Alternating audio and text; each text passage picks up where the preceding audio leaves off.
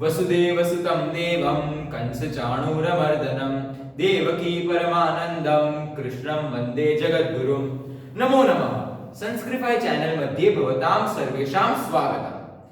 आज से हम श्रीमद् भगवद गीता पर एक वीडियो सीरीज शुरू कर रहे हैं। इसमें श्लोक का अर्थ, अनुवाद और हमारी तरफ से विवरण किया जाएगा।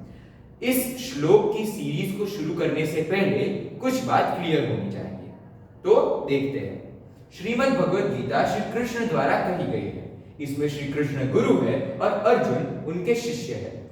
गीता में 700 श्लोक है जो 18 अध्यायों में विभाजित किए गए हैं। इसमें युद्ध, कर्म, धर्म और आत्मज्ञान द्वारा जीवन मार्ग दर्शाया गया है। श्रीमद् भगवद गीता एक भिन्न ग्रंथ नहीं है, बल्कि महाभारत के भीष्म पर्व का एक महत्वपूर्ण मार्ग है।